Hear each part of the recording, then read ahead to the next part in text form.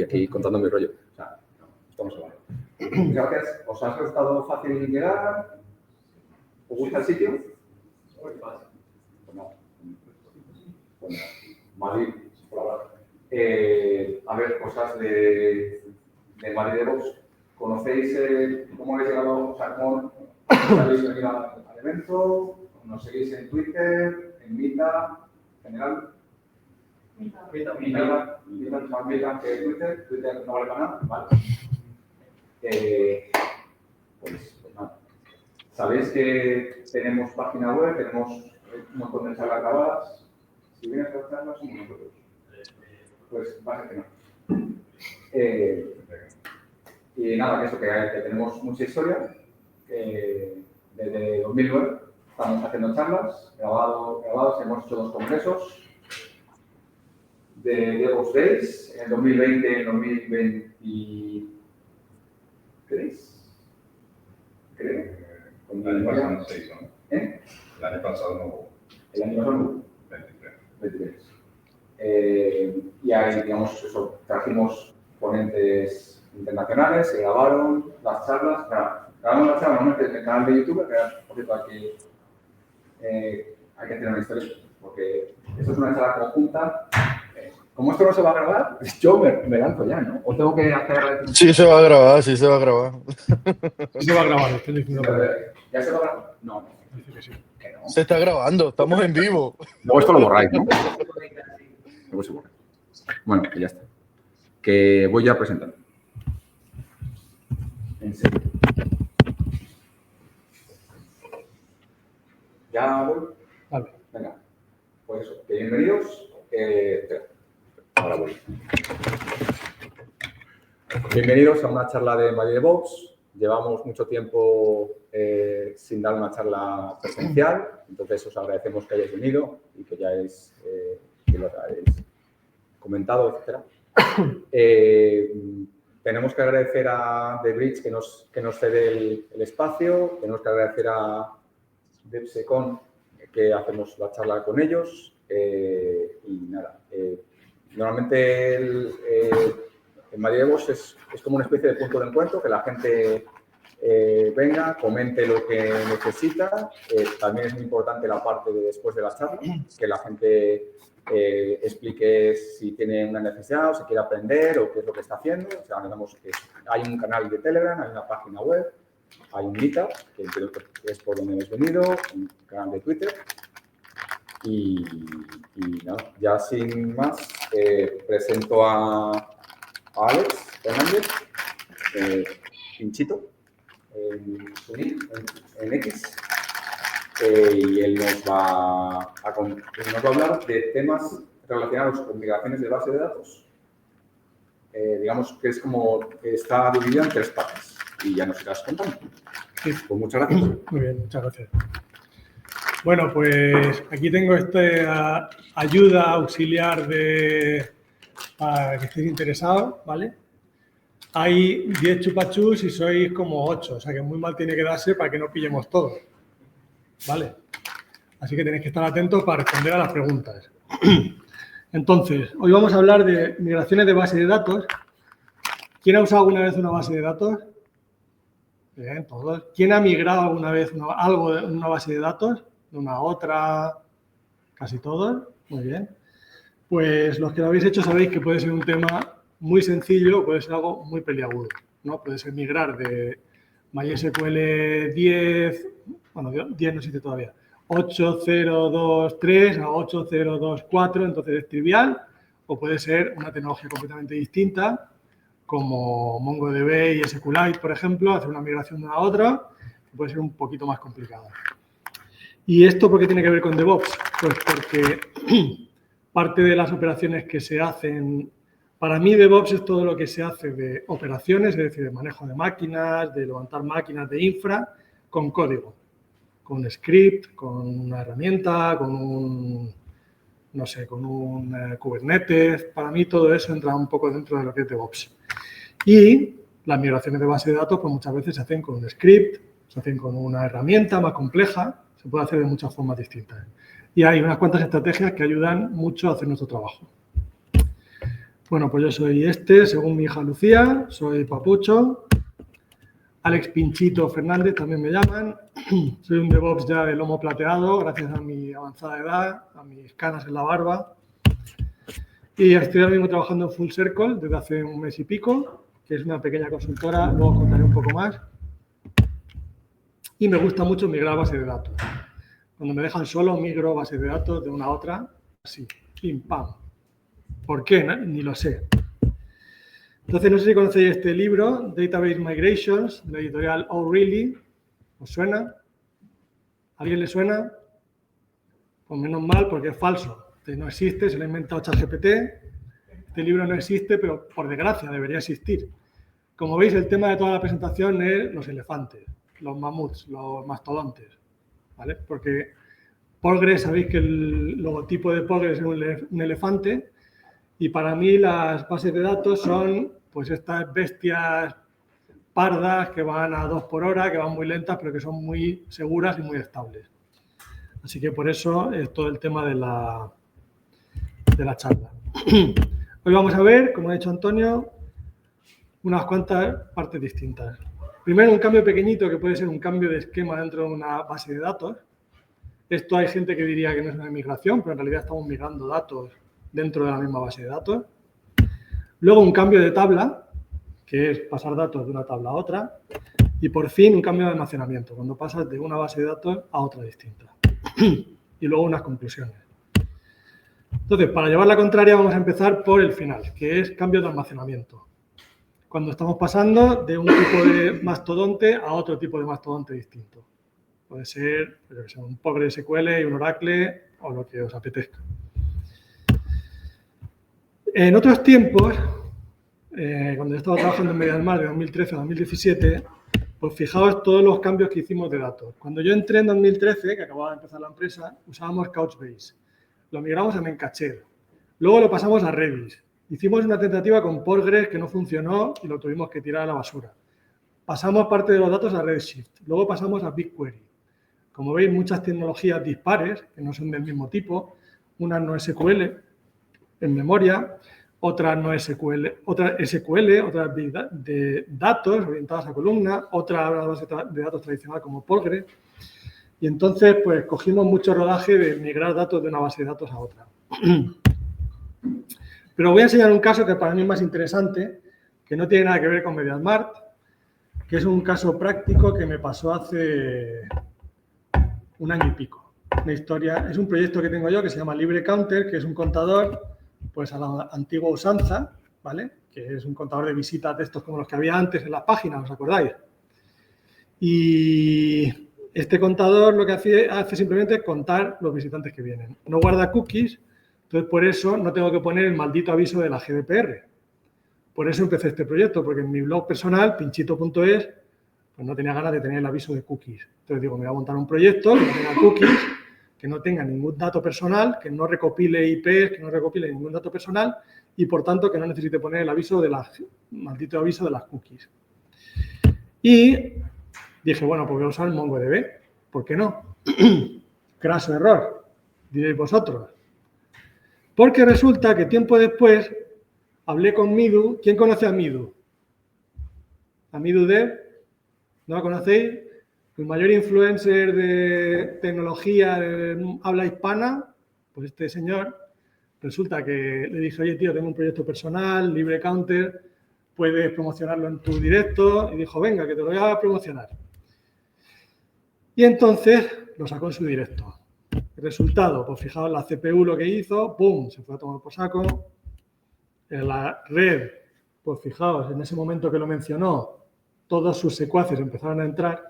Y de hecho, Midu dijo, a ver si le tiramos la web a este chaval. ¡Ah, maldito! Entonces me empezó a mandar tráfico, por IPVS lo mismo, y las visitas fueron, pues fijaos, este sitio normalmente tiene unos cuantos miles de visitas al día y me metieron 20.000 visitas en un minuto. Primero cuando lo mencionó y luego cuando dijo, venga, vamos a tirárselo. Pues fijaos ahí, todo dándole ahí. Resultado, me lo tiraron. Este es el número de errores que salió por minuto. No es mucho, son 1000 y pico errores en un minuto y luego los minutos adyacentes también unos cuantos por ahí, pero me dio por saco. De hecho, el sitio no respondía. No figura como error, pero eran timeouts porque estaban dando 200 y, de hecho, pues miles y miles de personas entrando y no podían acceder al sitio. ¿Por qué? ¿Dónde estaba el cuello de botella? Pues claro, yo empecé a sospechar rápidamente de MongoDB porque también estaba trabajando en Tinyverse. ¿Y quién conoce a Tinyverse? ¿Alguien de Tinyverse? Decidme el nombre de alguien de Tinyverse, famoso. Javi Santana. Muy bien, Pachus, al campo. Pues no sé si sabéis que Javi Santana le tiene mucha manía a MongoDB, siempre está diciendo que MongoDB es una basura, tal y cual. Entonces hice pruebas de carga con MongoDB. Hay que decir que no se portó mal para ser un servidor de Linode de 8 euros al mes. Es decir, aguantó bastante el tirón, pero podemos hacerlo mejor. Entonces, hice una prueba de carga y me estaba dando como unas 20 escrituras por segundo. Porque MongoDB con la engine por defecto ahora apesta, pero muchísimo, muy fuerte. Y probé con SQLite y me estaba dando pues miles y miles de escrituras. De hecho, me estaba dando 20.000. SQLite es una base de datos SQL tradicional, como el nombre indica, que va todo en local. No es muy tradicional porque no tiene tipos, no hace comprobaciones de tipo, hay muchas cosas que se salta, pero funciona como una base de datos tradicional en un fichero. Entonces dije, pues voy a hacerlo. Voy a cambiarlo, es perfecto para este caso de uso. Además, para hacer un backup solo tengo que coger el fichero local y me lo copio a otro sitio. O sea, perfecto. Y no necesito más. Las estadísticas, si se pierden, se corrompe el fichero, pues bueno, las estadísticas de LibreCounter, tampoco va a pasar nada, no va a haber ningún problema. Entonces, pues aproveché que me despidieron en Tinyverse para decir, oye, pues voy a hacer la implementación, voy a cambiarlo a SQLite y voy a preparar el código, me voy a hacer un script de migración. Claro, aquí ¿qué pasa? Que el código no es el mismo, porque MongoDB, como sabéis, no es SQL, entonces no es el mismo el código que accede a uno que accede a otro. Pero la migración no puedo hacerlo con herramientas tradicionales. Tengo que hacerme un script y tengo que hacerlo yo. Entonces voy a hacerme un script que lo que haga sea recorrerse todos los datos de estadísticas que tengo almacenados de LibreCounter para todos los sitios que tengo almacenados y me los exporte a un fichero y luego otro script que coge esos datos del fichero y me los exporte, me los meta en SQL, en SQLite, ¿no? Entonces me hice mi script de prueba, de hecho está en el repositorio de LibreCounter, si queréis verlo. Me hice mis tests y aquí tenía que hacer la migración con un poco de cuidado, porque yo tengo el código de producción apuntando al MongoDB, ¿vale? A mi MongoDB en una instancia local. Lo cambio al otro sitio y cuando ya lo tenga en SQLite ya no puedo volver atrás, ¿no? Porque si vuelvo atrás he perdido datos. Pero cuando me meta en MongoDB no va a haber datos de los días anteriores. Entonces tengo que buscarme la forma, que aquí es donde viene la gracia, de hacer la migración sin perder datos y sin que los usuarios de LibreCounter pierdan datos. ¿Vale? ¿Se os ocurre alguna estrategia que se pueda hacer para conseguirlo?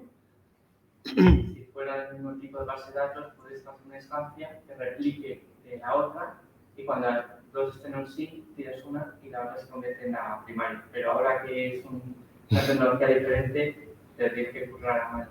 Claro, y siendo una tecnología diferente, ¿cómo lo haréis vosotros?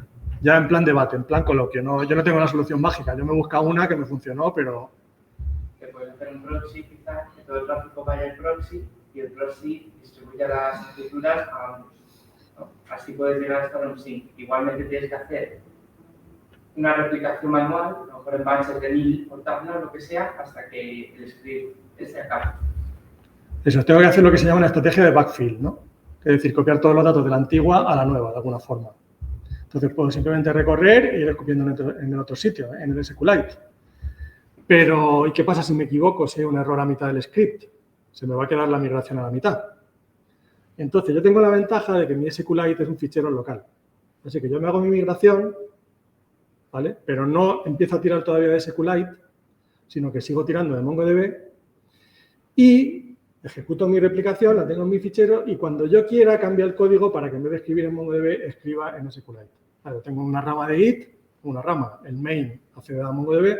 Cuando yo quiera mezclo la rama que accede a SQLite y entonces empiezo a tirar de SQLite. Pero ya tengo que tener los datos antiguos o por lo menos copiarlos después para que no se pierdan, ¿no? De alguna forma tengo que hacer el backfill que se llama. Entonces, como tenía yo la ventaja de que era mi propio código, pues yo podía correrlo las veces que me diera la gana. De hecho, cuando lo intenté correr, había datos todavía en la base de datos con un formato antiguo, en el MongoDB, que como se traga todo, le daba igual, que me fallaba el script a la mitad. hacían que me fallara el script. Entonces lo que hice fue correrlo tantas veces como fue necesario, apañar los datos, borrar algunas estadísticas que tenía por ahí que no me funcionaban, o apañarlas como fuera, adaptar el script, hasta que conseguí que corriera la migración del tirón. Cuando ya tenía la migración del tirón, empezamos a guardar datos en SQLite. Esta es la pregunta, ¿vale? Si tengo ya todos los datos copiados, entonces, ¿qué va a pasar? Que copio los datos, hago la migración, empiezo a tirar de los datos nuevos, pero mientras tanto, los datos que hayan llegado, mientras yo he terminado de hacer la copia, hasta que lo he puesto en producción, los he perdido. Esa estrategia no me vale. Tengo que buscar otra estrategia. Entonces, no tiene mucha historia, hay que programarse el script, limpiar los datos, ejecutarlo tantas veces como haga falta, el resultado me lo cargo y vuelvo a empezar. Y cuando ya lo tengo fino, lo que hago es, cojo producción, primero de todo, tengo un SQLite vacío, ¿vale? Apunto los datos de producción al SQLite para que empiecen a entrar por ahí, se me empiezan a rellenar, y en ese momento ejecuto el script de migración, que ya lo he probado 80.000 veces, para que me copie todo lo que tengo en MongoDB a SQLite. De esa forma me aseguro que no repito ningún dato y que tampoco pierdo ningún dato, que es la clave de estos procesos. Lo que nos van a pedir los clientes es no perdáis datos y no me dupliquéis. Típico, ¿no? Pues entonces hay que buscarse el procedimiento. En este caso era sencillo, simplemente empezar a correr con la salvedad de que alguien podía entrar durante los segundos que tardaba en hacer la copia, porque en realidad iba rapidísimo, ¿vale? Pues en el minuto ese había gente que podía entrar y ver las estadísticas que estaban a cero. Bueno, en mi caso, como es un proyecto que no es de pago, no tuve que currármelo más y ya con eso me valía. Si hubiera tenido que hacer algo más sofisticado, pues a lo mejor habría dicho, ¿qué podría haber dicho? Oye, voy a copiar todo hasta el minuto 50, entonces cambio el tráfico de un sitio a otro y luego copio el tráfico del minuto 50, lo que me quede, ¿no? Lo que me quede por copiar. Puedo tomar un cutoff, que es una estrategia típica que se hace en estos casos, ¿no? Copio hasta aquí, paso el tráfico y luego copio lo que me haya entrado en ese tiempo. O hacer lo que tú dices, de poner una especie de proxy para que me escriban los dos sitios, en el MongoDB y en el SQLite. Hay muchas estrategias que se pueden buscar. Lo importante es sentarse, pensar la estrategia y ver si de verdad consiguen no duplicar datos y no perder datos, ¿vale? Y luego probarla. Es decir, esto va a funcionar como cualquier código que hacemos nosotros, que tienes que probarlo, ejecutarlo todas las veces que haga falta, hacer test y luego ya ejecutarlo en producción. Con la salvedad de que solo se va a ejecutar una vez. Pero como solo se va a ejecutar una vez en producción, es muy probable que tengamos la tentación de, buah, aquí me hago cualquier guarrería, ¿vale? La pongo en producción y como voy a correr una sola vez, me da igual. Que falle en ese momento, que es lo que me habría pasado a mí si no me lo hubiera currado antes, me falla en ese momento para migrar del SQLite al MongoDB, me ha copiado la mitad de los datos, me ha guarreado la base de datos de producción, me están entrando datos en producción y entonces ya momento de pérdida de empleo. ¿Vale? Así que, en resumen, haz tu estrategia, prueba tu script las veces que haga falta y cuando lo tengas listo, lo ejecutas múltiples veces y ya lo ejecutas en producción. Esta fue mi experiencia. Y añadir test, por supuesto. Entonces, la estrategia de combinación es la que os he dicho. En este caso, simplemente paso los datos al otro lado y luego los micro. Entonces, le dije a Midu, me lo encontré en la Bilbo Stack y le dije, oye, Midu, que sepas que me dio mucha rabia que me tiraras el sitio, te desafío a que mandes a tus huestes a mi sitio otra vez porque no vas a ser capaz de tirármelo, porque ahora mi SQLite me aguanta 20.000 visitas por segundo. Y entonces, de buen rollo, tampoco fue jajaja, te mato, sino fue de buen rollo. Este es Midu, por si no lo conocéis. Ahora sí os suena. Ahora sí, ¿no? Es muy majo. Y le mandé el desafío, todavía estoy esperando a que el desgraciado, no, simpático, guapo. Todavía estoy esperando a que me mande a su hueste para intentar tirarme el sitio que no me lo va a conseguir tirar esta vez. ¿Vale? Pero que el proceso para mí fue muy enriquecedor como desarrollador y como DevOps y como todo. Y me lo pasé, sobre todo me lo pasé muy bien, ¿no? Ya que tienes un proyecto personal, pues que te lo pases bien por lo menos. Bueno, pues vamos a pasar a la segunda parte. La segunda parte es cuando queremos migrar datos de una tabla a otra. ¿Alguna vez habéis tenido que hacer algo parecido? Migrar datos de una tabla, quizá incluso cambiando el formato, pero aunque sea con el mismo formato, os ha pasado, ¿no? ¿Cuál es la experiencia? ¿Habéis tenido, os ha dado guerra?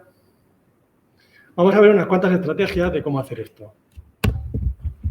El trasfondo es una empresa de Deep Tech, que no puedo mencionar, Tinybear, que se dedica a hacer analíticas en tiempo real. Tiene un ClickHouse gestionado por dentro, es decir, la tecnología por dentro es un ClickHouse. ¿Conocéis ClickHouse? ¿Quién lo conoce? ¿Habéis trabajado con él? No mucho. ClickHouse tengo que decir que es una maravilla, o sea, es una mala bestia. Es una base de datos tipo BigQuery o tipo Redshift de columna. Entonces te comprime todos los datos y cuando la estás usando es como magia. O sea, te metes, le pides lo que quieras con 1000 millones de datos y te responde en 1 segundo, 2 segundos. A veces tarda 1 minuto, porque tienes, no sé, 1 trillón de datos, ¿sabes? Y te responde. Y es muy agradecida. La gracia de ClickHouse, de la base de datos de columna, es que, no sé si sabéis que en las bases de datos normales, en MySQL, en Oracle, el demonio es cuando haces un full scan. Es que has hecho un full scan, entonces se tiene que recorrer toda la tabla, eso va a pedales y te tarda 3 horas en hacer la consulta. Estas bases de datos están optimizadas para hacer siempre un full scan. Cada vez que consultas lo que sea, te hace un full scan. No siempre a lo mejor, ¿no? Pero si buscas una sola clave, pero lo normal es que pidas un acumulado, un agregado y que te lo devuelva en, ya te digo, en segundos. Entonces, es muy agradecido. Y el truco que se usa para acelerarlo más todavía es guardar agregados, ¿vale? Son las vistas materializadas. ¿Os suenan las vistas materializadas? Eso sí os suena más, ¿no? Pues una vista materializada es simplemente un agregado que estás haciendo o una copia de los datos, un procesamiento de los datos que entran por un sitio, ¿vale? Entonces, para crear una vista materializada, pues simplemente le dices Create Materialized View, le dices el engine, el orden, y luego le dices, muy importante, As Select. Esta parte es la query que vas a ejecutar sobre los datos que te entran. Es decir, de la tabla Source Table. Puedes filtrar haciendo un Sum Condition. Entonces, lo que estás haciendo es, te viene un canuto de datos, voy a filtrarlo por aquí, me voy a quedar con estos datos con el where y luego voy a hacer el select que yo quiera. Aquí puedo elegir lo que yo quiera, lo que me dé la gana. Campos agregados, campos sumados, campos combinados, lo que me parezca. Entonces, esto viene muy bien para hacer acumulados. Por ejemplo, si Tinybear tuviera como empleado, o sea, como cliente, pues una multinacional textil de Arteixo, digamos, no puedo decir cuál es, pero cualquier multinacional textil de Arteixo que fuera cliente, pues para hacer las estadísticas durante el Black Friday, pues entonces puedes usar Tinybear. Y de hecho es posible que los ejecutivos de esa multinacional textil de Arteixo, que no puedo decir, pues estén viendo las pantallas de Tinybear siguiendo el Black Friday en las propias pantallas. Entonces, ¿qué necesitas tú? No necesitas estar guardando cada prenda que se va vendiendo, aunque la guardes también. Pero lo que necesitas guardar es el agregado, la suma de prendas, el importe total, que es al final lo que se va a consultar. Entonces, si quieres acelerar una base de datos de columna, pues te haces tu vista materializada y sumas todo según te van llegando y guardas el agregado. Y ya cuando te pidan el agregado, pues es instantáneo. ¿Vale? Esta es una técnica típica. Esto lo he pillado en una web que se llama DashDish, pero en fin, hay 80 formas de hacer esto, ¿no? Pero claro, la gracia que tiene esto es que tienes que hacer el versionado de datos en tiempo real. Entonces, es que es como si estás sirviendo chupitos, moviendo la botella de uno a otro, sin que se te derrame de uno a otro. ¿Vale? El problema está en que cuando estás moviéndote de una tabla a otra, pues entonces se te caiga el tequila de los dos vasos, ¿no? ¿Cómo podemos hacer para servir los chupitos con tanto arte como esta persona sin que se te derrame una gota y sin que se te duplique? Bueno, el tequila no se duplica de por sí, ¿vale? No tiene esa propiedad, ojalá, pero no. Pero sí que se te puede derramar, ¿no? Entonces, ¿cómo hacemos este tema de estoy metiendo datos aquí, pero de repente quiero cambiar a otra versión de los datos? Lo que sería otra tabla, ¿no? Si hago otro agregado distinto, al final viene a ser como otra tabla, ¿no? Como otra vista materializada, pues es otra tabla. Problema, empiezo desde cero. Entonces, suponed que yo estoy guardando el agregado de pasta y quiero guardar de repente también el agregado de número de prendas de cada género que se vende, de hombre y de mujer por separado, ¿no? Que no lo estoy guardando. Entonces, tengo que, ¿qué hago? Me creo otra vista materializada que aparte de guardar dinero y prendas, me guarda dinero, prenda, M y H. El total de prendas, ¿no? O el importe por cada una. pero esa vista materializada no va a tener todos los datos anteriores que ya he vendido. Entonces, en el momento que cambia esa nueva vista materializada, voy a tener los nuevos totales, pero voy a perder los antiguos. ¿Vale? Pues de eso es de lo que vamos a hablar ahora.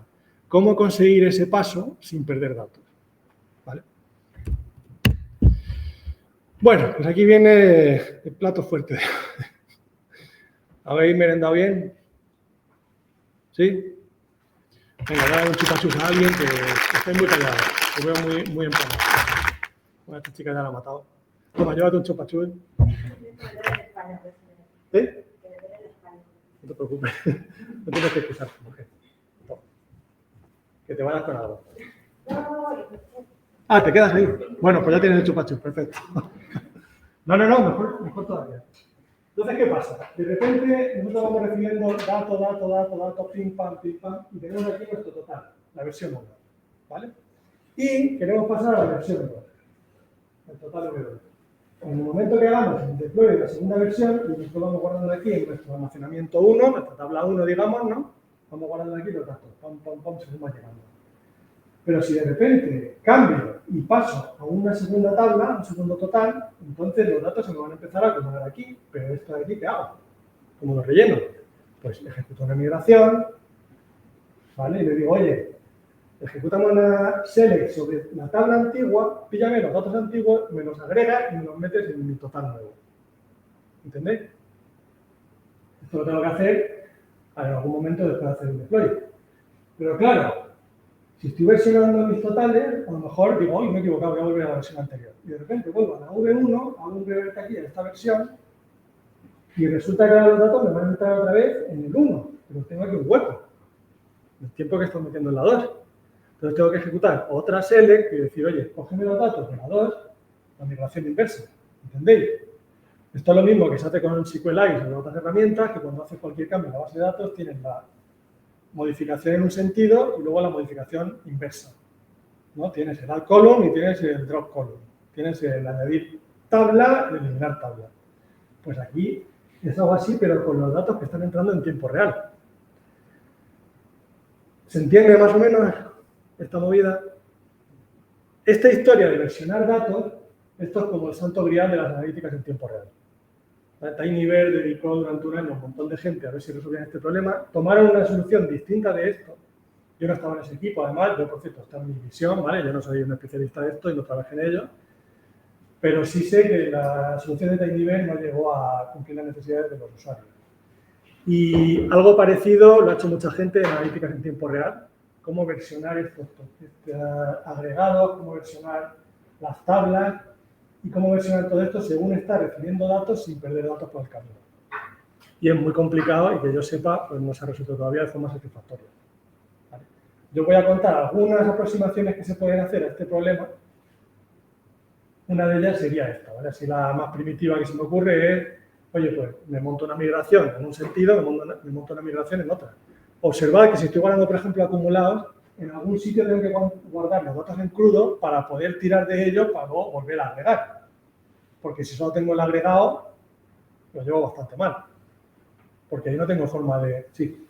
Para que esta metodología funcione, la primera migración, o sea, la migración 1, tiene que ser siempre expansiva en cuanto a tipo de columna. Porque si no, por un ejemplo, si estás pasando de un batch a 50 a un batch a 20, vas a perder información. Y si luego quieres hacer revert, por mucho que puedas hacer revert en el esquema, vas a perder datos. Sí. Que siempre tiene que ser expansivo, es decir, imagínate, si quieres ir a floats, ¿vale? Si quieres batchar 200, a batchar 400, bien. Pero si lo propones originalmente al revés, vas a perder información cuando hagas el revés, porque te puedes haber equivocado y quieres hacerlo. Pues muy buen punto. Entonces, cuando haces una migración de este tipo, tienes que ver si los datos son, como tú dices, expansivos o no. Y si no lo son, plantearte la estrategia. Es muy probable que yo tenga una base de datos de un varchar 200 y de repente me quiero quedar con un varchar 50 porque veo que la mayoría de los datos me caben en 50 y no me interesa el resto. Entonces, ¿qué hago? Pues plantear una estrategia y decir, vale, todo lo que pase de 50 voy a hacer esto con ello. Le pongo 3 puntitos al final. ¿Sabes? O lo trunco, o yo qué sé. O lo hago un base 64, o... Perdón. O sea, que hay muchas formas de abordarlo, pero tengo que abordarlo explícitamente. ¿Sabes? Ver si voy a perder datos, si esto conlleva pérdida de datos, entonces abordarlo explícitamente y decir, vale, lo voy a abordar de esta manera. ¿Sabes? Pero es muy buen punto. Vamos a hablar luego de otro tipo de modificaciones así como esta. Y siempre tienes que tener en cuenta si estás perdiendo datos aquí o no. Y tener en cuenta siempre lo que te digo, que si estoy agregando y guardando agregados, aquí en vez de guardar los datos estoy agregando, entonces tengo que tener en algún sitio los datos en crudo.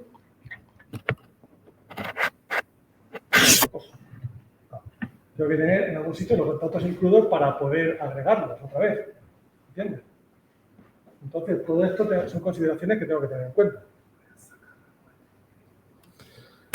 Bueno, pues os voy a contar, yo tengo diferentes pilas de datos, ¿vale? Estoy echando aquí en este montón, si cambio de montón, pues tengo que tener en cuenta que este montón se me va a quedar sin algunos datos, ¿vale? Entonces, esto es como echar cartas sobre la marcha de un montón a otro y asegurarme de que no pierdo ninguno. Bueno, vamos a ver un caso práctico que es una nueva agregación. ¿Qué pasa? ¿Eh? Ah, no te preocupes. ¿Qué pasa si cambio la forma de acumular? ¿Vale? Estoy agregando, tengo un criterio, tengo que volver a agregar todos los datos que ya tenía agregados, ¿no? Pues la técnica que se suele usar es que se siguen copiando los datos en background. Primero hago mi migración de uno a otro y el backfill lo hago con un job asíncrono que dejo corriendo que me vaya copiando los datos, ¿vale? Esto se llama a menudo, por ejemplo, populate job, ¿os suena? Un job para hacer el populate es volver a poblar el nuevo agregado con los datos de la tabla antigua, ¿vale? Y esto es algo, por ejemplo, pues bastante típico. Si quiero hacer copia interna de datos y voy pasando de una versión a otra de mi agregado, pues fijaos que voy a pasar del paso de V1 a V2, el cambio es atómico, pero luego tengo que hacer el backfill, el paso de V2 a V3 y así sucesivamente. Entonces, cada vez que haga un cambio de esto, voy a tener un populate job y eso va a estar copiando en el background. Si hago 5 cambios y tengo un histórico de 5 años, pues imaginaos lo que es tener los 5 jobs andando para atrás. Vosotros diréis, pero ¿quién puede ser tan loco de tener 5 populate jobs andando así de forma normal? Pues yo lo he visto. Yo he visto clientes que todos los días te hacen una migración de una tabla a otra porque cambian el agregado, porque añaden un campo nuevo. Y lo hacen varias veces al día. Al final, cuando tienes muchos clientes muy grandes, pues te hacen todo tipo de barrabasadas.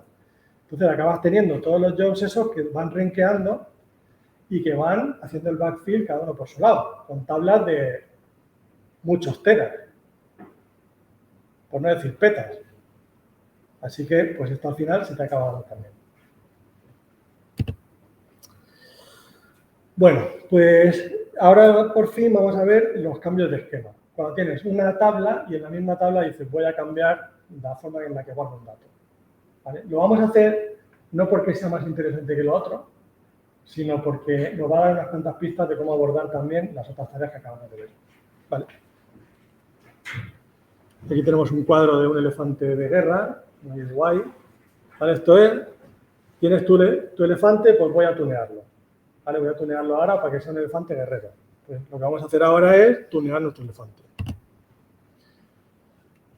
Cuando modificas datos estáticos, yo tengo mi tabla, no la he tocado en no sé cuánto tiempo, de repente quiero cambiarla. ¿Qué tienes que hacer? Pues primero, clásico cambio de esquema, me creo lo que hemos dicho antes, ¿no? Mi migración hacia adelante y mi migración hacia detrás, por ejemplo, el add column, drop column, tengo los dos cambios y el cambio termina siendo reversible. Es decir, yo tengo mi base de datos, despliego esto, mis datos son estáticos, ¿vale? Hago mi cambio reversible, que me equivoco, que va mal, pues lo echo para atrás, con lo cual me deshace el cambio que he hecho en la base de datos, ¿no? Esto lo habéis visto, supongo. Técnica estándar, no tiene mucha historia. Pues ahora vamos a hacer lo mismo con datos dinámicos, me están entrando datos todo el rato, clásico cambio de esquema, pero ahora, ¿qué hacemos los datos según llegan? ¿Dónde los meto? ¿En qué pila los meto según van llegando? Los meto en una y de repente cuando cambio el esquema, ¿qué hago con ellos? O sea, ¿se me cambian solos? ¿Cómo hago este tema? Pues eso es lo que vamos a ver ahora. ClickHouse en concreto tiene varios mecanismos para hacer una tarea de este tipo, ¿vale? Estoy dando un poco chupachus, Pensaba que tenía más cosas, pero tengo pocas. ¿Alguien se anima a hablar y contar alguna experiencia de este tipo? Venga. Pero tú ya tienes chupachur. Bueno, Vale, pues. no, venga, te doy otro. Hay varias técnicas para hacer migraciones de esquema de forma síncrona. Con la que yo tengo un poco de experiencia es con un paquete de Ruby que se llama LHM, Large Hadron Migrator, que es una broma Large Hadron Collider, que es acelerador de CERN. Ese propósito, un Ruby lo que permite hacer es justamente lo que estás describiendo, que es una vez que se propone un cambio de esquema, se crea una tabla shadow, está la original con los datos, la origin y luego la shadow. La shadow tiene un nuevo esquema, ¿no? Se activa una serie de triggers de la tabla original a la tabla shadow, que lo que hacen es, si no están los datos originales, pero es un insert, hace un insert ignore. Y luego se hace un spawn de un populate job, como estabas diciendo tú, para que en batches, de 1000, 2000, lo que se configure, se empiezan a mover datos de la tabla original a la shadow. Cuando ambas tablas están en sync, se hace un atomic rename, entonces se cambia el nombre de la tabla y ahora la que era shadow pasa a ser original, la que es original pasa a ser shadow. Y luego se la borra cuando lo consigues. Perfecto, pues mira, genial pelo. El caso práctico sería añadir campo, ¿vale? Que es el mínimo cambio no trivial, que sería, pues yo tengo mis datos aquí y de repente quiero añadir un campo nuevo, ¿no? A lo mejor un acumulado de sumar estos dos, o lo que sea. Me va a llegar un dato nuevo, ¿vale? Si me va a llegar un dato nuevo, la cosa cambia. Quiere decir que ya me está llegando y lo estoy ignorando. Entonces, de repente, voy a empezar a guardarlo. Pero es posible que me vaya a empezar a llegar en un momento dado. Entonces, si voy a meter un campo nuevo y ese campo no existe o no me está llegando, ¿qué tengo que hacer? ¿Qué voy a guardar en base de datos?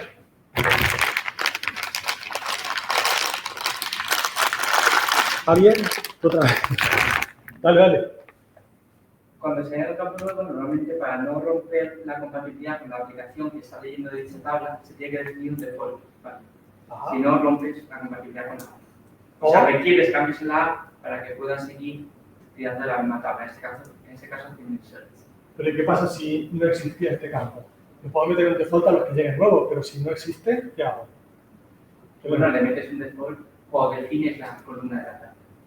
Sí, pero ese default no se me va a aplicar a todos los anteriores, ¿o sí? No se le va a aplicar. No se me va a aplicar, tengo que crearle y decir, darle este valor, además, según lo creo, ¿no? Edu. No, que digo que depende si es de columnas o es de filas. Y si es de filas, tú puedes decirle, oye, pómelo y luego vas rellenando y luego haces una transacción o no, y hasta que si bloquea por línea o bloquea por tabla. Y ya hay otras que tengo que seguir conocer. Muy bien. Pues una estrategia es ponerle un default, otra estrategia sería hacerlo nullable y meterle un null, dejarle el null, cuando se queda está vacío, se me queda null, no tengo ningún problema porque mi campo es nullable. ¿Vale? Nullable string o lo que sea. Si no fuera nullable, ya le estoy obligando a que tenga un valor. Eso no lo puedo hacer. Entonces, cuando lo creo, tengo que darle el valor nullable o darle en ese momento el valor por defecto y asignárselo a todos los campos anteriores. ¿Vale? Cualquiera de las dos estrategias me vale. ¿Os gusta Mortadelo y Filemón? ¿A quién le gusta Mortadelo y Filemón? Bien, bien. Pues ahora vamos a usar como otra ayuda, para que no durmáis, otra ayuda pedagógica a Mortadelo y Filemón. Lo primero que vamos a hacer es magia, ¿vale? Como Magín el mago. Entonces, la magia es añadir un campo. Por ejemplo, tenemos una tabla de usuarios y hacemos el clásico add column shoe size, ¿vale? Le metemos la talla de zapato que no teníamos, el número de zapato que no teníamos. Lo metemos. Aquí tenéis, por ejemplo, en ClickHouse una implementación. En el momento que haces esto, ya tienes el campo nuevo, ¿vale? Permite añadir una columna. La columna no va a tener datos. Entonces, problema. Tengo que pensar. Oye, ¿qué valor le voy a dar a toda la gente que no tiene talla de zapato? Le pongo un número por defecto. Esto ya no es un problema técnico, esto es un problema de negocio, ¿vale? Aquí la gracia está en que esto te hace resurgir, surgir a la superficie los problemas de negocio que tiene este cambio. Si yo empiezo a guardar la talla de zapato de mis clientes y hasta ese momento no lo he recogido porque estoy en el formulario, he perdido, lo que sea, ¿qué hago con ello? Le pongo a todo el mundo la 40, le pongo un 0 que sé que significa que no tiene, le pongo un null como que está vacío. ¿Qué hago? Si lo vuelvo a preguntar, lo saco de algún fichero que tengo por ahí donde lo he ido guardando porque resulta que lo tenía por ahí. ¿Cómo hago esto? Entendéis que esto ya no es un problema técnico, esto es un problema de negocio. Entonces yo tengo que preguntarle a la persona de negocio, oye, ¿cómo me enfrento a esta migración? ¿Qué hago con este campo nuevo? ¿Qué valor le doy? Esto muchas veces se hace como que hay que hacer un cambio en la base de datos, se le encarga al pobre técnico, a la pobre técnica que está ahí, y cuando se encuentra con hacer la migración, empieza a escribir y pone add el table, add column, no sé qué, pum, y me empieza, hostia, ¿por qué? Porque no tiene los anteriores, y ahora acabo con esto. No lo hemos pensado. No se ha pasado nunca, me ha pasado muchas veces. Un cambio de este tipo, que estoy inocente, no es inocente, esto es lógica de negocio. Esto me tienen que decir cómo me enfrento a ello.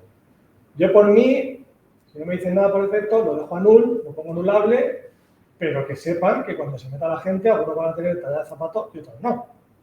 Entonces, no estoy resolviendo el problema de negocio, lo estoy diferiendo. Pero sigue habiendo problema de negocio porque cuando la persona llegue a la elección de zapatos, algunos tendrán el número y otros no. ¿Entendéis? Entonces, no estoy resolviendo el problema técnicamente, estoy barriéndolo debajo de la alfombra. Así que es una forma de enfrentarse a ello, pero que tiene sus consecuencias también de negocio. Muy bien, otra forma, dar el cambiazo. Esta es básicamente lo que habéis escrito. ¿Vale? Exchange tables. ¿Vale? La acción de Exchange Tables lo que hace es, tú creas tu tabla nueva, empiezas a escribir la tabla nueva, hacer el backfill y cuando lo tienes listo, hacer el cambiazo de una por otra. Pues funciona muy bien, pero observar que estábamos hablando de cambiar el esquema de una base de datos y de repente hemos vuelto al problema anterior, que es migrar datos de una tabla a otra. ¿Por qué? Porque ahora resulta que tenemos dos tablas. En este caso, que están materializadas, pero pueden ser dos tablas normales. Entonces, se aplican los trucos que hemos visto antes. ¿Entendéis? Entonces, nuestro problema de hacer un cambio de esquema en la base de datos se nos ha convertido en hacer una migración de datos de una tabla a la otra, hacer un populate job, hacer un backfill, que, como hemos visto antes, no era precisamente trivial. Así que esta es una forma de resolver el problema, pero no siempre la mejor. Es una estrategia que a veces viene muy bien. Ventaja, el cambio es atómico.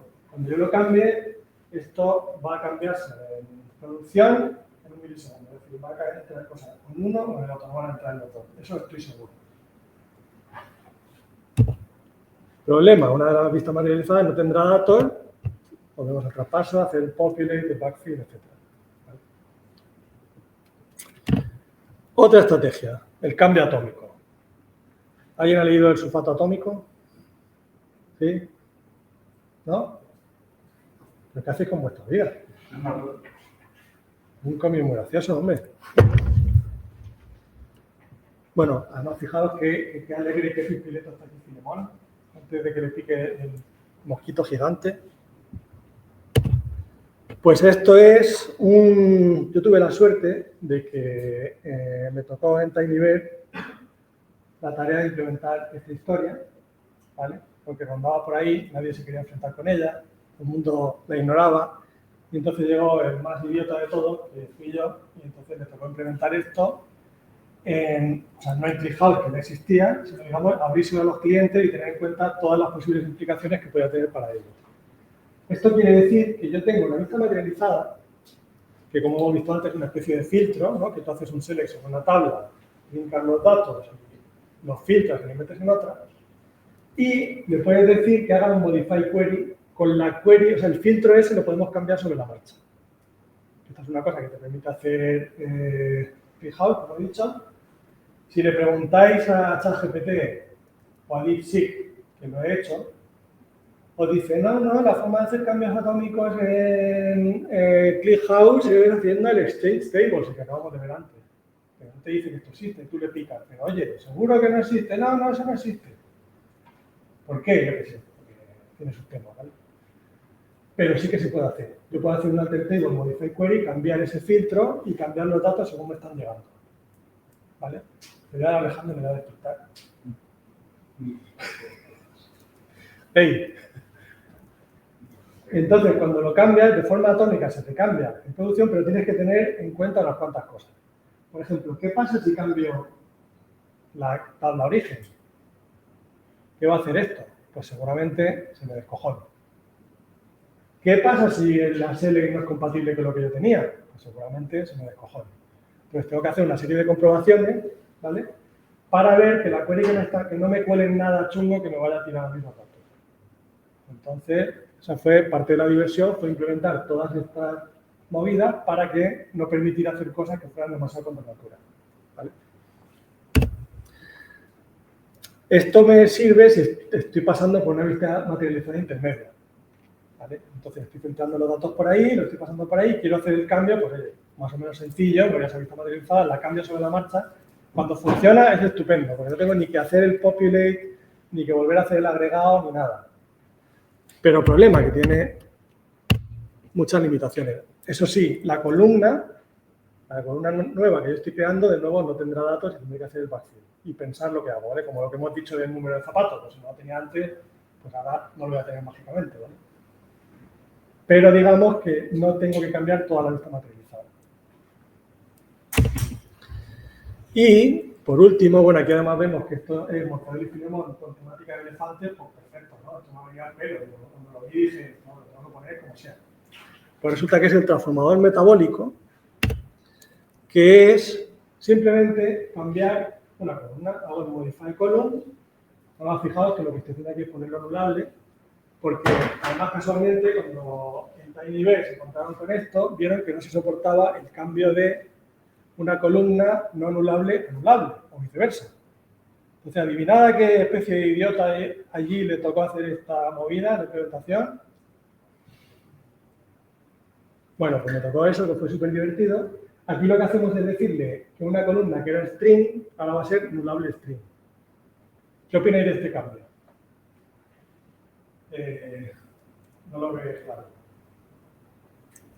ClickHouse tiene tipo anulable. Y cuando haces un cambio en una tabla, te crea una movida interna que se llama mutation, una mutación, que es como una especie de backfill interno que va cambiando los datos en la columna a todo lo pasado.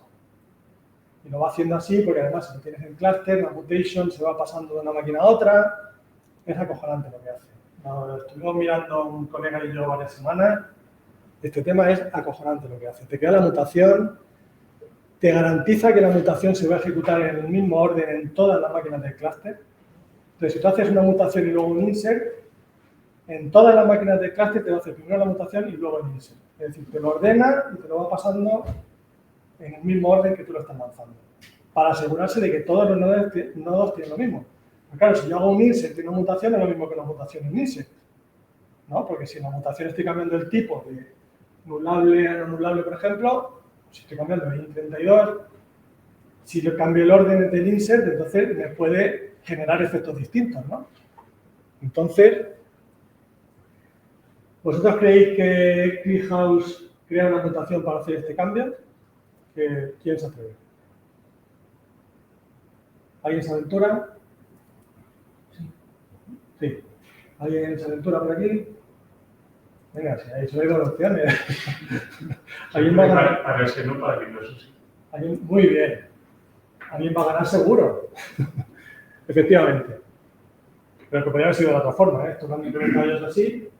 Si es de no anulable a anulable, lo puede hacer sobre la marcha. Lo único que hace, de hecho, ClickHouse es marcar un flag que tiene de anulable en la columna y a partir de ese momento te puede entrar null. Pero como no hay ningún null, no pasa nada. Pero ¿qué pasa con el cambio inverso? Pues el cambio inverso no solamente te genera una mutación, sino que además te puede fallar. Y además, si te falla, te puede dejar la base de datos en un estado bastante chungo. Porque vosotros imaginaos que tengo un campo nombre que es nullable. Y le digo, oye, ahora no va a ser nullable. Y me empieza a buscar, está haciendo su backfill, cambiando todos los datos que tiene guardaicos, y de repente se encuentra un null. ¿Qué hace? Pues explota. Porque no sabe qué hacer. Pues claro, tiene un null y le he dicho que no es nullable. ¿Qué me va a hacer con ese campo? Me pone cadena vacía. Yo no le he dicho nada. ¿Entendéis? Entonces ese cambio puede ser muy chungo. Te puedes cargar, a nosotros nos ha pasado. Se nos quedaba a veces de estado inestable, tenías que reiniciar la mutación a mano porque se quedaba tupi, se quedaba mirando para allá.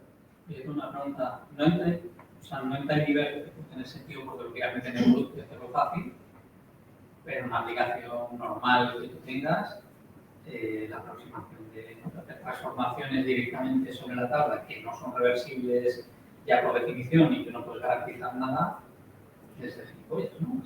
O sea, lo intentas pasar como a la tecnología debajo, pero, vamos, te quedas sin la posibilidad de revertir, por ejemplo, te quedas sin... O sea, que el nivel de riesgo es... Sí, pero es la no, leche. claro, pero es una base de datos, fijaos. O sea, la diferencia está en que TinyBear es un servicio gestionado.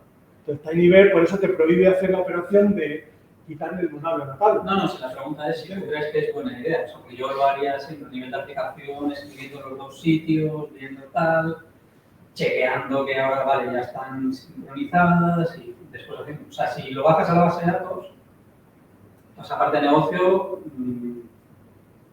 no hay mucha posibilidad de ponerla, o yo qué sé, si te dejas una y no es compatible, o simplemente es más restrictivo, ¿no? Lo que se ha dicho antes.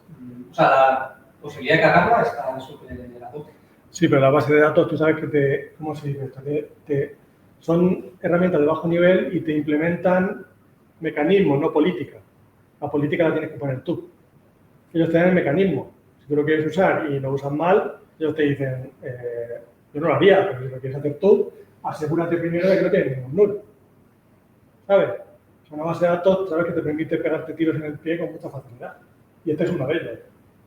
¿Deberían permitirlo? Hombre, es que deberían permitirlo. Si no tienen ningún null, deberían permitírtelo. Pero la base de datos no te va a hacer el preflight de recorrerse todos los datos que tienes ahí para ver si te acepta el alter. ¿Entiendes?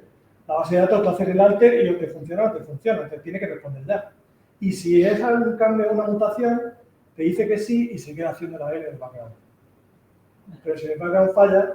No, será un poco más por la opinión de realmente... Es una situación difícil. Yo no te sé decir si yo lo haría o no. O sea, GitHub lo tiene, seguramente otras no lo permitan. TinyBear no te permite cambiar a no anulable precisamente por eso, porque te puede fallar. Entonces, como es gestionada, pues claro, no es lo mismo tener un RDS de Amazon que tener una instancia cruda de MySQL. En MySQL entonces es lo que te da la gana. Te la puedes cargar de 20.000 formas, ¿no? En el RDS ya debería poder recuperarse de forma más fácil. Pero ya si nos vamos a un servicio gestionado tipo BigQuery, pues claro, eso está completamente gestionado, ¿sabes? Entonces solo te permite hacer lo que se puede hacer. Así que hay un continuo, digamos, ¿sabes? Una cosa que te permite tocar un binario ahí a lo loco y una solución completamente gestionada a nivel de usuario. Un Heroku, ¿sabes? Bueno, pues esto tiene la ventaja de que te permite eliminar datos de una columna, no eliminar, sino admitir datos que sean null, ¿vale? Esto sería un paso previo al borrado. Si yo tengo una columna y quiero borrarla, pues un paso intermedio que puedo hacer es decir, oye, ahora va a ser nullable. ¿Por qué? Pues porque tengo datos en la columna, ¿no? Tengo el nombre, por ejemplo, y ya no lo voy a usar, o el apellido, lo que sea, ¿no? Y ya no lo voy a usar. Lo primero que haría sería convertirlo en nullable y ya a partir de ese momento dejo de borrarlo. Y ya tranquilamente puedo borrar todos los anteriores y decir el drop column directamente y decir a tomar por saco. Pero si lo borro directamente, pues entonces es probable que mi aplicación no esté preparada. ¿Sabes? Si quiera buscar el tipo, no lo encuentre. Entonces, una forma, digamos, intermedia podría ser esta. Oye, voy a dejar de recibir este dato y ya cuando esté seguro de que no lo estoy usando en ningún sitio, ya me lo cargo. ¿Vale? Pero mientras tanto no me lo quiero cargar, pues si acaso hace falta. Problema, el inverso efectivamente no es trivial. ¿Vale? Un enemigo muy grande y de hecho, si lo pensamos lo entendemos, ¿no? Si pones un campo nullable en nulls, ¿qué hago? ¿Qué harías tú? ¿Poner una cadena vacía? Pues te lo estás inventando, ¿sabes? ClickHouse creo que tiene un tipo como 0, un dato 0 dentro de cada tipo. Por ejemplo, la cadena sería la cadena vacía, un entero sería un 0, así, ¿no? Entonces, podría sustituirlo por el tipo 0. Pero claro, está ahí tomando decisiones por su cuenta, ¿sabes? Que te pueden romper tu aplicación. Entonces, tampoco está bien hecho. No es trivial en cualquier caso, ¿vale? Y ahora, por último, vamos a ver las mutaciones que, por ejemplo, la tergiversifina, la terciaria, que todo funciona al revés. Vamos a ver cómo hacer una mutación, lo que acabamos de hablar. Son los cambios que manipulan los datos de una tabla. ¿Vale? Ya lo he explicado. Eliminar columnas es una mutación internamente. Entonces se queda haciéndolo en background. Hacer no anulable es una mutación. Cambiar tipo depende. Si el tipo es más restrictivo, es una mutación. Si no es más restrictivo, no. Si yo tengo, por ejemplo, un varchar de 20 y lo convierto en un varchar de 40, no hay ningún problema. Si lo hago al revés, entonces sí, porque él tiene que ir, recorrerse todos los tipos anteriores y si es un varchar de 40, truncarlo o hacer algo con el de 20 o directamente explotarlo, según lo que quiera. ¿Me habéis seguido hasta aquí? Tenéis mucho mérito, ¿eh?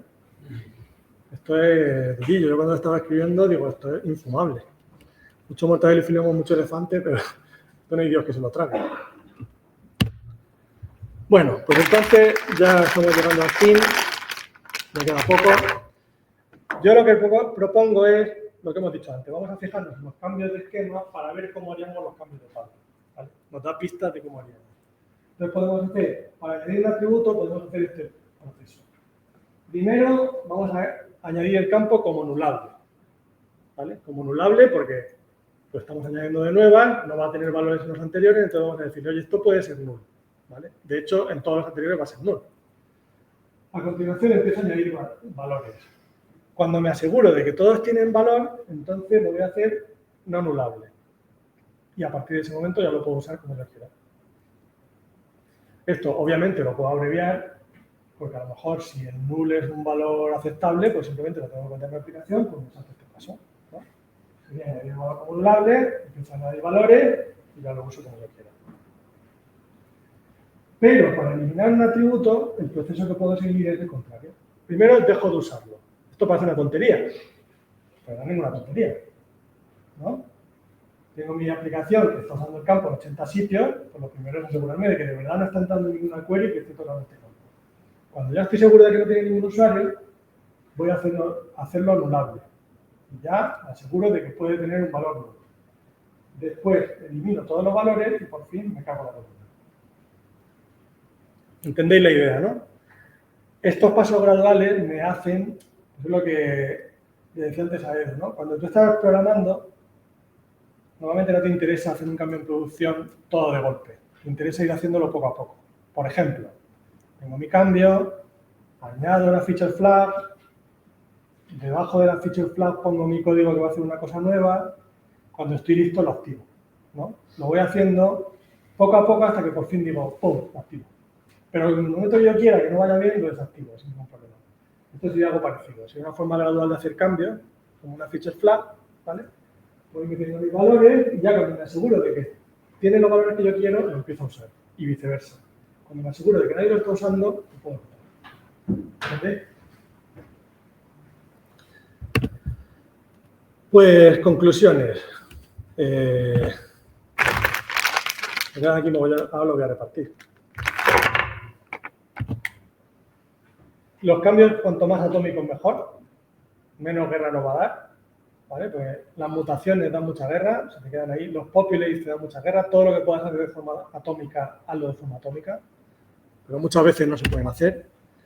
Cuando tienes que hacer una migración, dale entidad incluso de negocio, porque muchas veces las migraciones nos están ocultando valores de negocio, decisiones de negocio que no estamos tomando porque las estamos metiendo debajo de la alfombra en una migración de base de datos, como lo que hemos dicho de añadir un campo. Esa cosa tan inocente puede tener debajo decisiones de negocio que no estamos teniendo en cuenta. Entonces, darle entidad.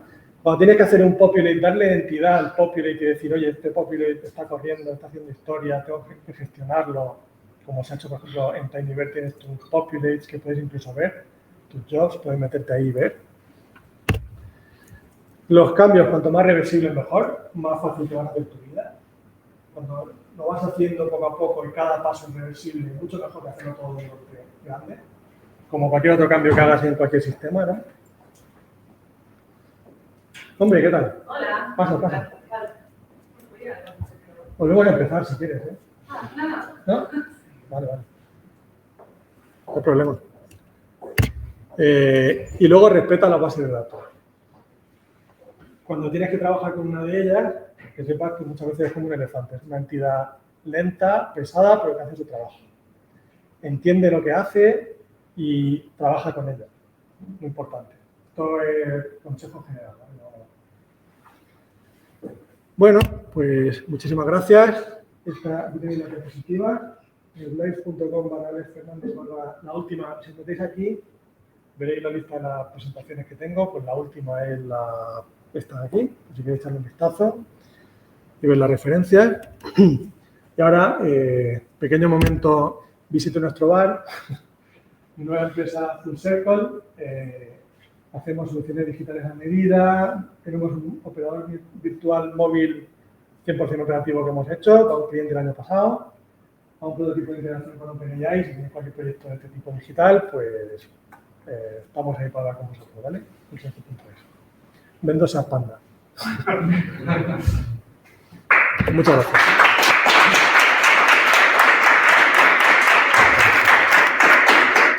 ¿Preguntas? ¿Ha cambiado un chupachus? ¿Cuestiones? ¿Reflexiones? Una, pero no es de migraciones, es más bien cómo usas el SQLite con el tema de que sea un proceso y normalmente solo una instancia, no sé qué hay formas, pero como lo dices tú, simplemente una instancia. Pues buena pregunta. Pues me viene muy bien porque yo tengo un proceso de Node. Entonces, Node es monoproceso, una sola instancia, o sea, es clavado para Pero no tienes varias máquinas, por ejemplo, en este caso. Si tuviera varias máquinas no podría usarlo, claro. O no sé cómo usarlo. No sé si se puede usar eso. Hay unas soluciones. Pero pregunta, y si tienes soluciones, pero estás en Cluster, ¿para qué vas a usar SQLite? Es decir, ¿por qué? Porque el SQLite, por ejemplo, puedes correr en Cloudflare en un nodo de Edge y tienes que coordinar datos entre distintos datacentros antes de comunicarlos con una web.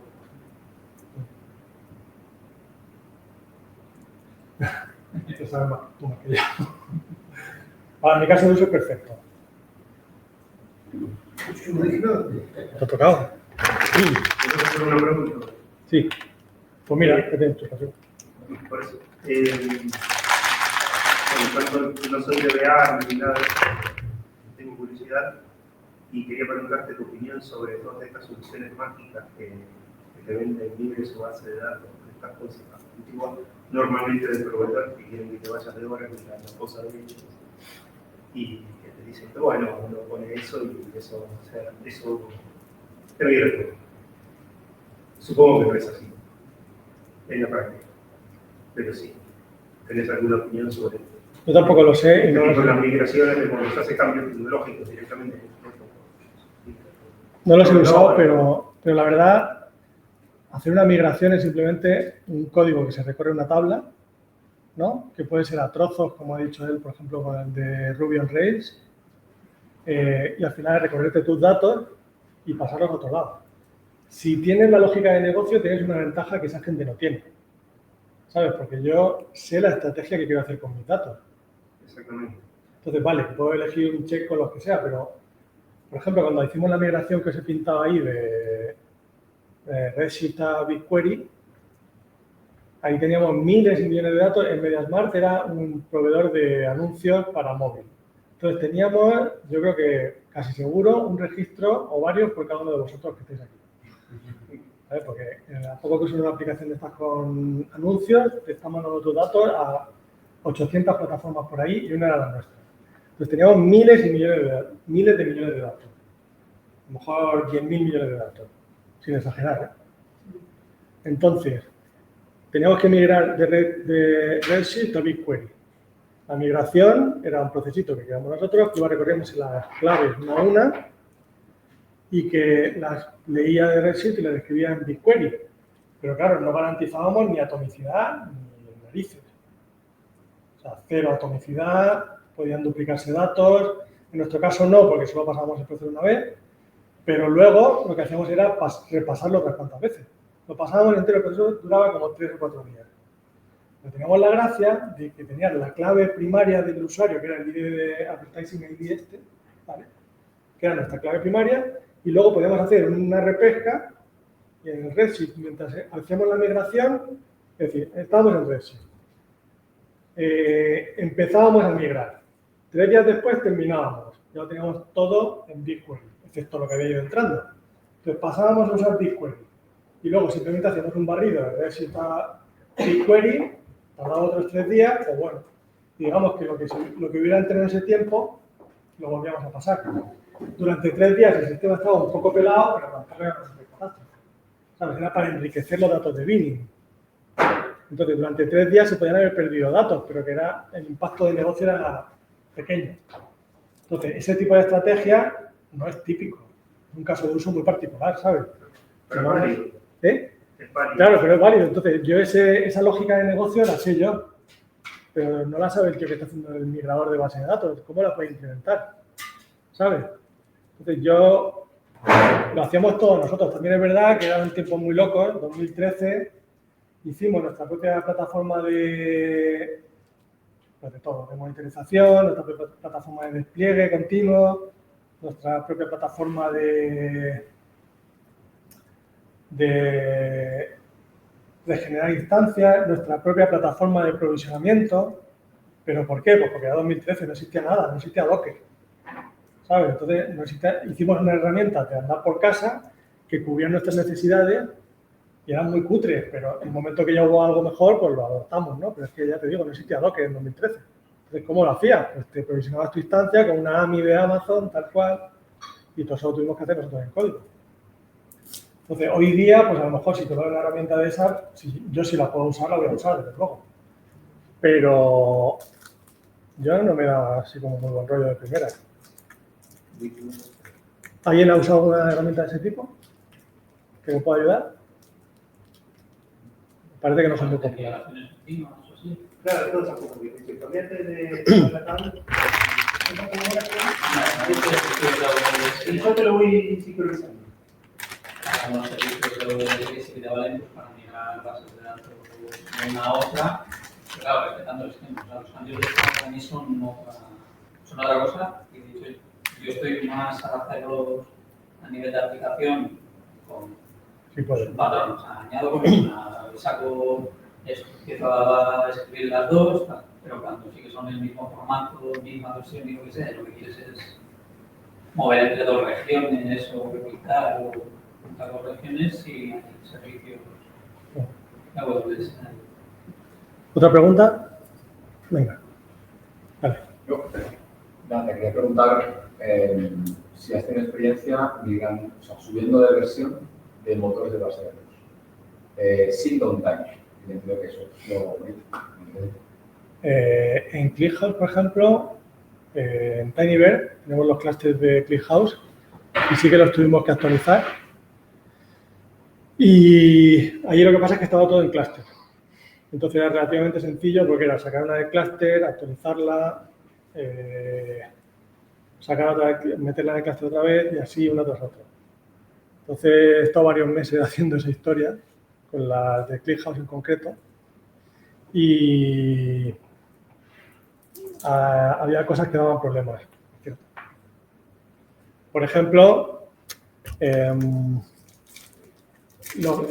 allí era un clúster gestionado, entonces había muchos clientes accediendo a ese clúster. Tenías que comprobar que los clientes no tuvieran problemas con la nueva versión. ¿Cómo lo comprobabas? Tenemos una herramienta muy chula que lo que hacía era se bajaba del propio ClickHouse todas las queries que se habían ejecutado en los últimos 5 días y las lanzaba contra la nueva versión. Entonces las lanzabas en un momento, bueno, tardaba a lo mejor unos minutos y cuando terminaba te decía, vale, ¿ha ido bien o ha dado problemas? Entonces algo de eso la verdad es que ayuda un montón. Parte de la gracia que tiene ClickHouse, aparte de que está muy bien hecha y como magia para mí, es que usa sus propias herramientas para todo. O sea, primero, las abstracciones son todas las de Unix. Por ejemplo, una tabla, un fichero. Una tabla, un directorio. Una columna, un fichero. Todo así. Y luego, además, usa tecnología de base de datos para todo. El query log es una tabla más dentro de la base de datos. Entonces, si tú quieres ver todas las queries que se han hecho durante la última semana, te vas al query log y las sacas de ahí. Lógicamente, no puedes ejecutar los insert, porque los insert no se guardan en el query log, pero las select sí las puedes lanzar. Entonces, por lo menos puedes asegurarte de que los insert, de que las select van a funcionar. ¿Vale? Entonces, una herramienta de ese tipo, la verdad es que ayuda un montón. Esto es una herramienta interna que está muy bien hecha. Y también, digamos, la estrategia, digamos, obvia que no es comentado, que es tema de replicación de base de datos. Digamos que el propio motor, o sea, digamos, duplicando la infraestructura, puedes hacer el juego de switch. Sí, ahí cuando metías la máquina nueva en el clúster, en ese momento entonces se replicaba todo con los otros nodos. Eso ya usaba el mecanismo típico de ClickHouse. Sabes que cuando tú metes una máquina nueva en el clúster, pues tiene que ponerse al día. Entonces se recorre todos los registros que tiene, se los pasa de una máquina a la otra, se pasa todas las mutaciones y ya usa los mecanismos normales que además tienen la ventaja de que además también son tablas. O sea, también son registros en una tabla. Entonces todas las mutaciones se las pasan de uno a otro y lo van haciendo así. Entonces, esa parte digamos que ya la tenía gratis, ¿no? Entonces, mi experiencia, pues sí, fueron unos cuantos meses de actualizar. No sé si vosotros habéis tenido experiencias con otras bases de datos, con MySQL, con Oracle, con cosas de estas. ¿Y qué tal? Por eso preguntaba. Esto que te ganas el sueldo, ¿no? Que te vas a casa y dices, No, uff, como dices, no, si no eres DBA, eres un área más. No eres el especialista, eres el que, pues, bueno, ahora hay que actualizar, pues no tenemos. En Aurora, por ejemplo, las Linux sí que se ven, o sea, Aurora, por ejemplo, las Linux sí, las mayores pues ya te tienes que encargar tú de validar y tal, y puedes tenerlas ahí sin tan de lectura, pero normalmente luego sí tienes unos 30 segundos de escritura. Si somos O hay otro que le puedes poner como un proxy, pero si no es capaz de encolar y pagar si son motores de las clases que se llaman en Amazon, si no, tienes que... Sí, para eso. me quedan un mogollón Para eso de le pagas. me quedan así por versión nativa puntual. Me quedan tres. Cuando utilizaste BigQuery, ¿utilizaste Terraform o Airflow para hacer todo tipo de operaciones? Eran tiempos muy pioneros, insisto, no existía. Creo, no sé si existía, pero era como 2015 o por ahí. No, No existía, ¿verdad? sí. Tampoco era. Entonces no lo usamos, pero no porque fuéramos muy cowboys, sino porque no existía otra cosa. Y la migración fue pues irte a Redshift, y ya te digo, lanzarla, 3 días recorriéndose el Redshift hasta que, y enchufando las claves una tras otra al BigQuery. No pasa nada tampoco, como no tenías que hacerlo, no era como esto en tiempo real, analíticas en tiempo real, ¿sabes? Sí. Bueno, una comentario y una pregunta. El comentario es sobre los public jobs o bucles de escrito para hacer backfill. Una cosa que hay que tener en cuenta a veces es que si en bases de datos tradicionales, no en ClickHouse, sino MySQL, Postgres, está el concepto de los unique index. Entonces, si tú tienes índices únicos en un subconjunto de columnas y estás haciendo un public job, puede haber pérdida de información. Si borras una de las columnas que formaba parte del unique index, los registros, es decir, filas que antes eran únicos, ahora pueden dejar de serlo. Y si tienes en cuenta eso, ya te metes en un embrollo con los alter table o alter column, ¿no? ¿Qué pasa si paso de un marchar 20 a un marchar 10? Quizá los apellidos sean diferentes si tengo en cuenta 20 caracteres, pero si tengo en 10 ya no. Y cuando estás en un poco de job, se bloquean un poco los registros, filas, porque ya no son únicos. Entonces, creo que hay una entidad que es el safety check, yo la llamo safety check, validación de seguridad, que no puedes hacer previo a que alguien proponga el cambio de esquema. O sea, hay algunos cambios de esquema que puedes validar de forma estática, ¿vale? Porque en Ruby on Rails, en Go, da igual el lenguaje. Hay ciertas variaciones que puedes hacer de forma estática, pero hay otras que si no tienes un mini agente al lado de la base de datos de turno y si está particionada, ¿no? Si son shards, pues un agentito en cada shard para validar que el cambio de esquema no va a provocar una pérdida de información. Eso está muy bien. Lo segundo, porque me repito, si alguien quisiera proponer una charla para este tipo de vida, para evitar de DevOps, ¿por qué? No lo hagáis. No, hacedlo, que soy la audiencia súper maja. ¿Cuál es tu nombre? Antonio. Pues quizá en los próximos objetivos. Sí. ¿De qué quieres hablar, por curiosidad? De cambio de esquema. Claro. Está bien que venga alguien que sepa. Para variar. No un cowboy, pero bien. No, de verdad, que es súper interesante. Muchas gracias por las intervenciones. Además, ha dado o sea, ha dado en el clavo de un montón de cosas que tenía pensadas para luego, como el Exchange Tables, que son estrategias muy útiles, o sea, que se nota que sabe de lo que habla. O sea, mi experiencia, relativamente, porque me tengo que ir, viene porque yo trabajé en Shopify 2 años y medio en el equipo de Data Platform. Y Data suena como ¿qué es datos? No, era puro base de datos. Una flota gigantesca de base de datos MySQL y mi equipo en concreto era de migraciones de esquema y migraciones de datos. Entonces, fue bastante brillante, digamos. Qué guay. Pero la charla está muy bien. Muchas gracias. ¿Tú dónde estás ahora? Canónica. Canonical. Anda, en Ubuntu. En la empresa de Ubuntu, sí. O sea, pero haciendo Ubuntu, quiere decir. Sí, pero en Data Platform. Qué guay. Yo no digo nada, pero Edu se le ha empezado a girar el chupachú porque está buscando gente de datos y ha empezado a... se le ha girado así. Le ha hecho un torbellino ahí. Pues muchas gracias. Oye, y gracias por Canonical y por Ubuntu, que soy muy fan. Bueno, yo me he unido hace 5 meses, o sea que tampoco... Pues soy muy fan. Gracias por la charla. Gracias. ¿Tú tenías una pregunta? Pues creo que se me ha olvidado. Hasta la mañana.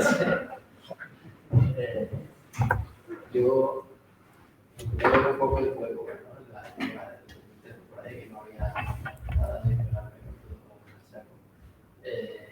después de tanto esta experiencia, me hablando de base de datos, yo que base de datos es de lo que menos sé.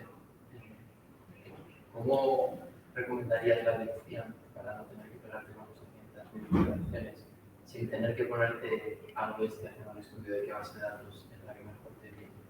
O sea, obviamente ya se ha hablado de ClickHouse, a todo el mundo decir que es la mejor opción. ¿Tienes algún consejo en cómo hacer esa selección? La mejor opción para analítica en tiempo real. O sea, si yo tuviera que guardar información de pasta, yo la guardaría en ClickHouse.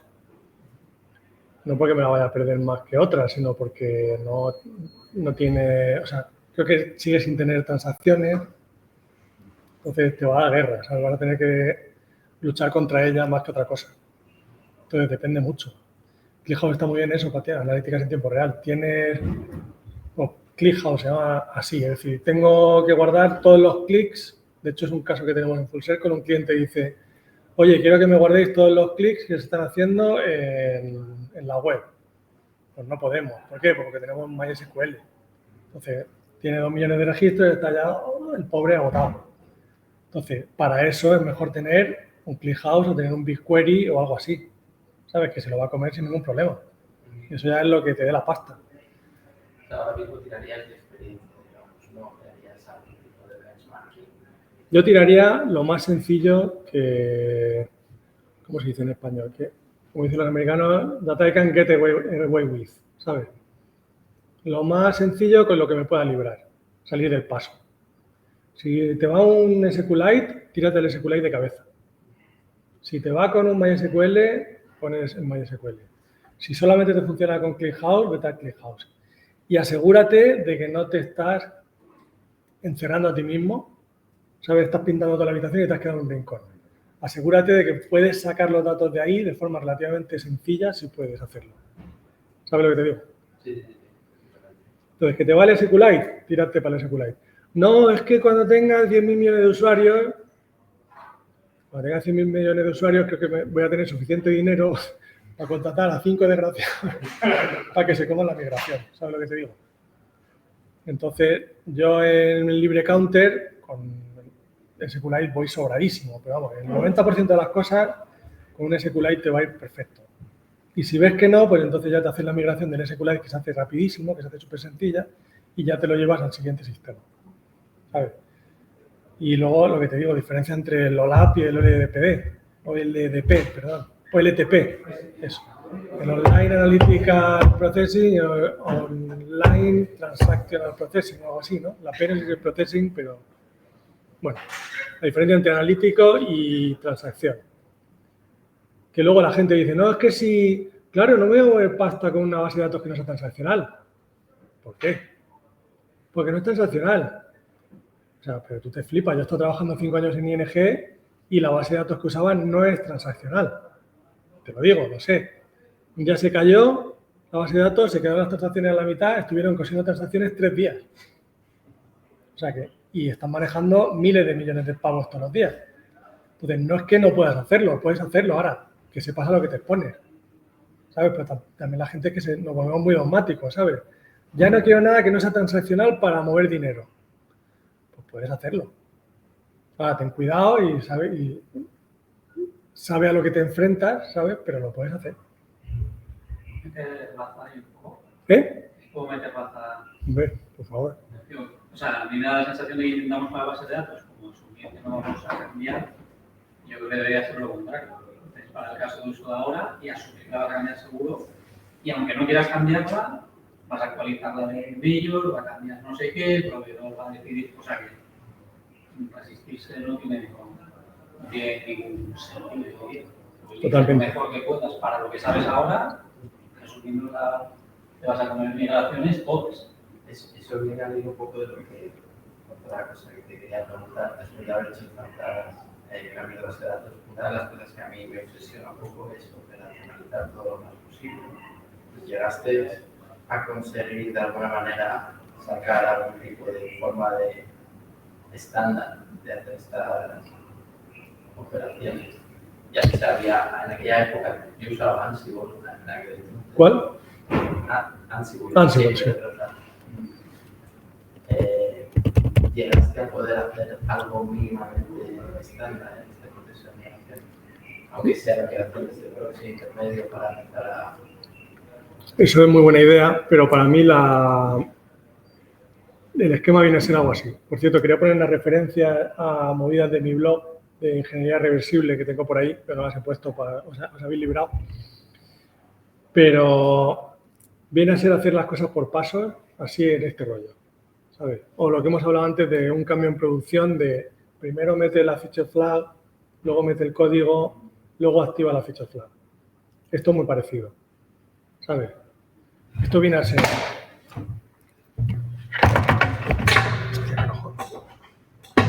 Esto viene a ser, de hecho, si te fijas, es un esquema parecido. Primero, metes la feature flag, en este caso un campo grande, luego lo rellenas con lo que haga falta y luego activa la feature flag, que voy a usar los datos. Mientras lo estoy metiendo es como si estoy metiendo código en producción, no es una feature flag, lo tengo ahí pero nadie se entera.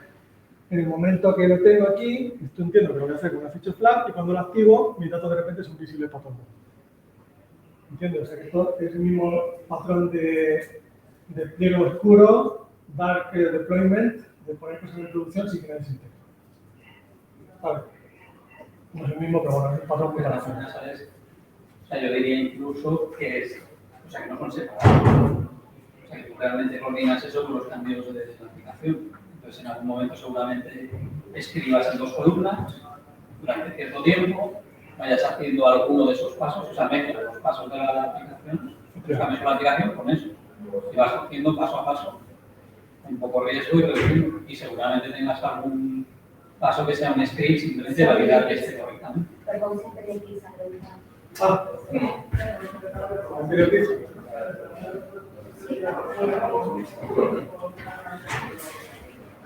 Hola. Hola.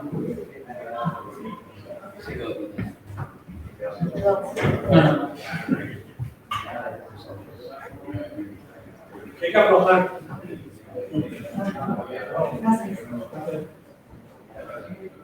Efectivamente, lo puedes ir haciendo al mismo tiempo, ¿no? Según vas metiendo tu código, tu feature flag, y te pondrás que también el control grande.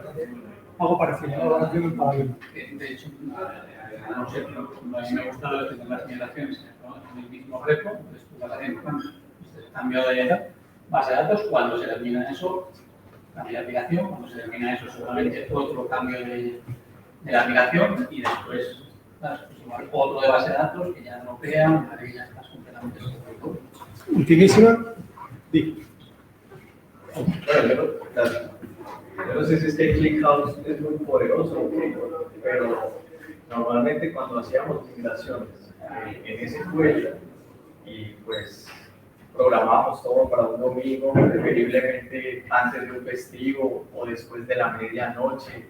O sea, tú nos mostraste un ejemplo donde tuviste muchas consultas en una franja de tiempo. Entonces no te vas a arriesgar a hacer una migración o un cambio muy significativo en el momento en el que el banco tiene más transacciones o la industria, no lo sé. Hay dos escuelas, que yo creo que lo mejor es que hablemos con las pizzas. La escuela de despliego los viernes, la escuela de no despliego los viernes.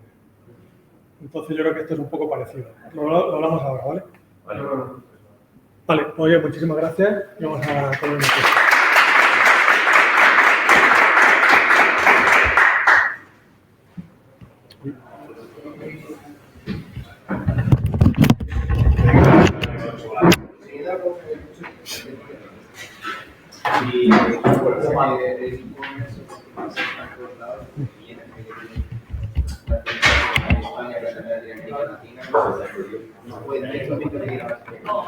Hola chicos, Adiós, gracias. hasta luego. Muchas gracias. Esto de que haya dos personas pendientes de la grabación.